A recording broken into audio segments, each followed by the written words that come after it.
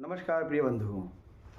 इस बार हम कार्तिक शुक्ल पक्ष एकादशी के बारे में चर्चा करने के लिए उपस्थित हुए हैं, जो कि 12 नवंबर को मनाई जाएगी। यह पुण्य पवित्र एकादशी, जिसको देव प्रबोधिनी देवोत्थानी एकादशी भी बोलते हैं, भगवान विष्णु आषाढ़ शुक्ल पक्ष देवशयनी एकादशी से शयन करते हैं और कार्तिक शुक्ल पक्ष एकादशी के दिन वह अपनी निद्रा से जागृत होते हैं। यह इतनी परम पवित्र एकादशी है कि शास्त्र में लिखा हुआ है कि अगर यह एक एकादशी का व्रत रह लिया जाए तो 12 मास की एकादशी का पुण्य प्राप्त होता है। इसी दिन महाभारत के युद्ध के पूर्व भगवान श्री कृष्ण ने अर्जुन को गीता का उपदेश दिया था। श्रीमद् भागवत गीता का प्रादुर्भाव हुआ था भगवान कृष्ण के मुखारविंद से। गीता जयंती भी है। साथ ही भगवती तुलसी का और शालिग्राम जी का विवाह भी आज ही के दिन हुआ था। यह वक्त अत्यधिक पुण्य पवित्र है। भगवान नारायण का मंडप बनाया जाता है। यह मंडप देवो भूत्वा देवम त्यजेत, भगवान नारायण को बुलाने के लिए, भगवान नारायण की कृपा पाने के लिए मंडप बनाया जाता है। गन्ना है, शकरकंदी है, सिंघाड़े हैं, अन्य जो ऋतु की वस्तुएं हैं वह भगवान को अर्पित करके षोडशोपचार पंचोपचार पूजन किया जाता है। भगवान नारायण का पूजन करने से भगवान नारायण की, साथ ही भगवती महालक्ष्मी की और भगवती तुलसी जी की भी कृपा प्राप्त होती है। घर में धन धान सुख समृद्धि प्राप्त होती है। इस बार एकादशी 11 नवंबर को शाम को 6:46 से प्रारंभ होकर के 12 तारीख को 4:36 तक रहेगी। अतः एकादशी का व्रत 12 नवंबर को ही मान्य होगा।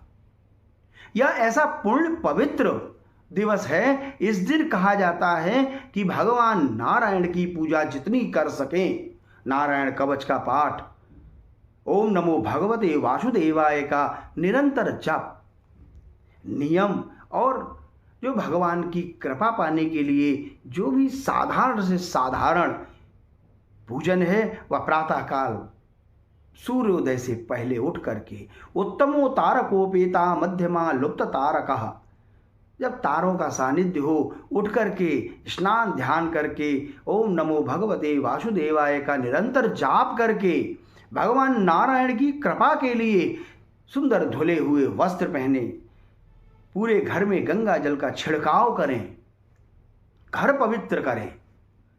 उसके बाद मंडप बनाएं। मंडप बनाने के बाद भगवान का, नारायण का पूजन विधिवत करें। इस दिन अन्नदान, स्वर्णदान, गौदान, यह दान का महत्व है और यह दान करने से विप्रों को दान करने से इसका फल लक्ष गुना है। पूर्ण रूप से संयम से रहा जाए। साथ ही यह भी कहा गया है कि कोई भी भक्ष पदार्थ का भोज्य कोई भी न करे, न तो पूजन करने वाला न दान लेने वाला। भक्ष में तमाकू भी आता है, यह अखाद्य है। आज के दिन पूर्ण शुद्ध और भगवान नारायण का ध्यान करते रहें। भगवती तुलसी जी का विवाह का भी उत्सव है। यह उत्सव को विधि विधान से शालिग्राम जी के साथ भगवती का षोडशोपचार पंचोपचार पूजन करें, श्रृंगार आदि पूजन करें।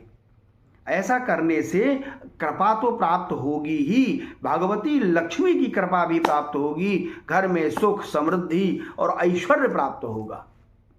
रोग दोष आदि जितने भी उपद्रव हैं वह स्वतः ही खत्म हो जाएंगे, क्योंकि भगवान नारायण के साथ में दो माताओं की कृपा होती है, भगवती महालक्ष्मी की और माता तुलसी देवी की। वृंदा देवी, माता तुलसी जी की कृपा